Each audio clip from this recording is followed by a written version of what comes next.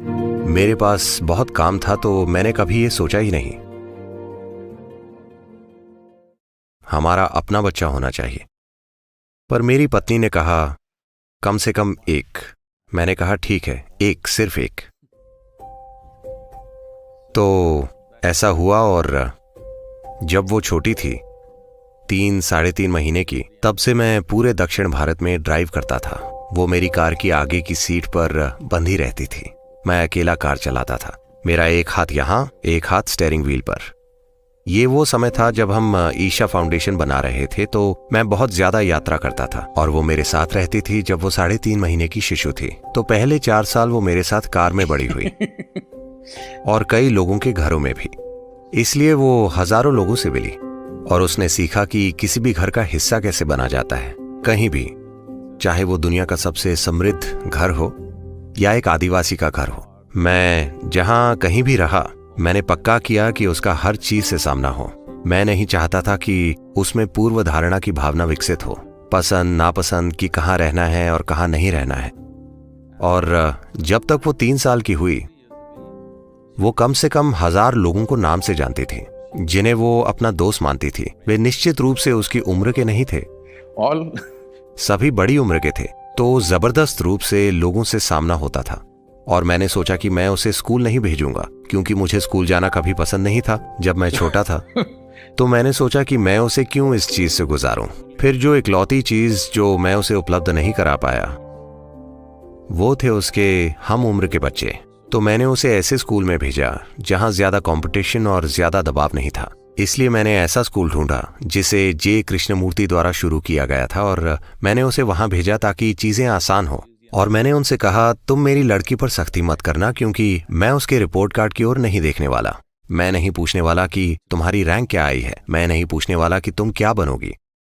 तो आपको उसके अंकों और उसकी शिक्षा की चिंता करने की जरूरत नहीं है। अगर वो खेलती है, अगर वो अच्छी तरह खाती है, तो मैं खुश हूं। वो बढ़ रही है, उसे अच्छे से खाना चाहिए। अगर वो अच्छे से खेलती है, अगर वो हंसती है, गाती है और नाचती है, तो मैं खुश हूं। मुझे चिंता नहीं है, क्योंकि जब मैं स्कूल में था तो हर टेस्ट में मैं एक सा था। मुझे हमेशा 6 0 मिलते थे, क्योंकि मैंने किसी भी पन्ने पर एक भी शब्द नहीं लिखा। अगर वे जोर देते तो मैं अपना नाम लिख देता, नहीं तो मैं नहीं लिखता था। और फिर अंतिम परीक्षा होती थी, तब मैं सिर्फ 35 नंबरों के लिए मेहनत करता था और मुझे हमेशा 35-36 ही मिलते थे। मैं हिसाब लगाता था। मैं 30 मिनट से ज्यादा कभी परीक्षा हॉल में नहीं बैठा। पहली घंटी और मैं हमेशा बाहर। मैं बस यही हिसाब लगाता था कि अपने दोस्तों के साथ अगली क्लास में जाने के लिए क्या करना होगा, और मैं बस वही करता था। मैं ये सब क्यों कह रहा हूँ, क्योंकि ये सब कुछ मैंने बचपन में देखा था। जब हर महीने रिपोर्ट कार्ड आता था तो क्लास में कुछ बच्चे रोते थे, क्योंकि उनके उतने नंबर नहीं आते थे जितने उनके शेर माता पिता चाहते थे। और कुछ गर्व से घूम रहे होते थे, क्योंकि वो पहले या दूसरे स्थान पर आए होते थे। जब भी टीचर मुझे कार्ड देते, ये रिपोर्ट वाली चीज, मैं बस उसे लेता और अपने पिता को दे देता। मैंने कभी खोलकर नहीं देखा, क्योंकि मुझे लगता था कि ये टीचर और मेरे पिता के बीच की बात है। मैं दखल देकर नहीं देखना चाहता था कि क्या चल रहा है। तो मैंने खास तौर पर स्कूल के प्रिंसिपल से दरखास्त की, मेरी बेटी की शिक्षा के बारे में चिंता मत कीजिए। मैं चाहता हूं कि वो बस अपनी उम्र के बच्चों के साथ रहे, वो अच्छी तरह खाए।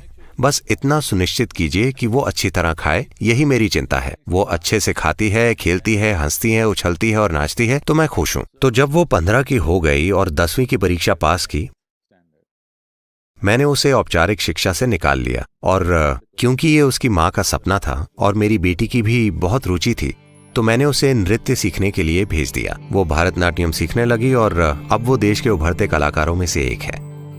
तो मैंने कभी उसे एक बच्ची नहीं माना। पहली बात, 2 साल की उम्र से जब से वो बोलने लगी, मैंने हमेशा उसे बराबर माना, एक बड़ी उम्र के व्यक्ति की तरह। आप जानते हैं, हम ईशा फाउंडेशन तैयार कर रहे थे। ये स्वयं सेवकों द्वारा चलाया जाता है। स्वयं सेवक का अर्थ है हम अलग अलग काम करते हैं। हम दुनिया भर में बिजनेस और बड़े प्रोजेक्ट्स चला रहे हैं। उनमें से सिर्फ कुछ टीचर प्रशिक्षित हैं, बाकी कोई भी अपने काम के लिए प्रशिक्षित नहीं है। ठीक है, क्योंकि मैं इंतजार नहीं कर सकता और आईआईटी या आईआईएम या ऐसी जगह से किसी को नहीं चुन सकता। वे जिन्हें आप सभी के द्वारा रिजेक्ट कर दिया जाता है, शायद वे मेरे पास आते हैं।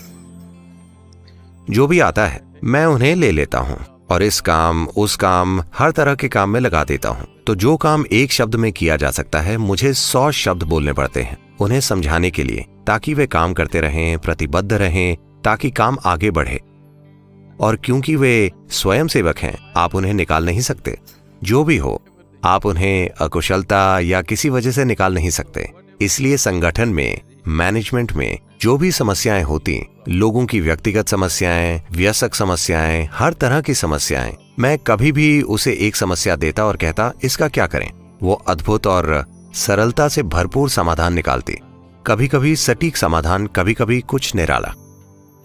12 साल की उम्र के आसपास एक दिन वो घर आई और वो किसी चीज को लेकर परेशान थी और उसने स्कूल में देखा था। और तब उसने कहा, आप सभी को इतनी सारी चीजें सिखा रहे हैं लेकिन मुझे कुछ नहीं सिखा रहे। मैंने कहा, देखो, मुझे बिना कहे कुछ भी सिखाने के लिए नहीं जाना जाता। अब तुम खुद आई हो तो बैठ जाओ। So this is all you need to know. You never look up to anybody. मैंने कहा, तुम्हें बस यही जानने की जरूरत है, किसी को ऊंचा मत मानना। भौहें तन गई, आपको भी नहीं। मैंने कहा, खास तौर से मुझे, क्योंकि जो मैं हूं उसका महत्व तभी है जब तुम मुझे वैसा ही देखो जैसा मैं हूं।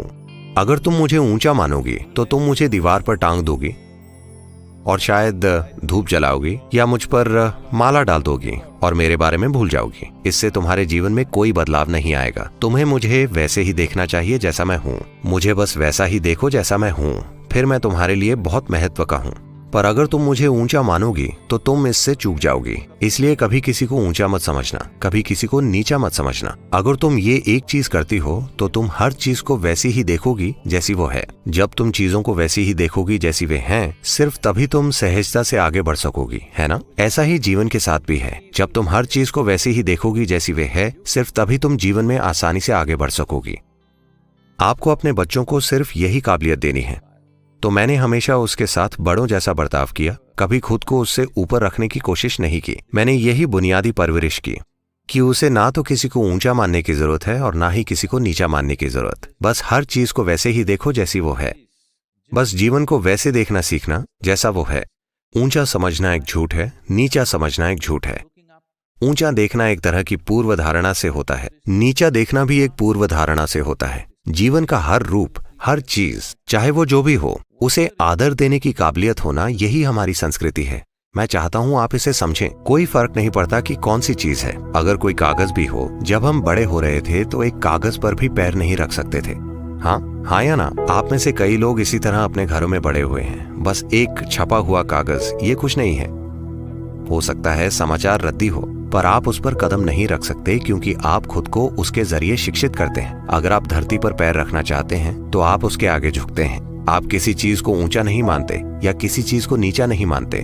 जो आप अपने भगवान के साथ करते हैं वही आप सबके साथ करते हैं। ये किसी सांस्कृतिक या धार्मिक तरीके से ना बताते हुए मैंने बस इसे उसके जीवन में उभारा और मुझे लगता है इसने शानदार तरीके से काम किया है।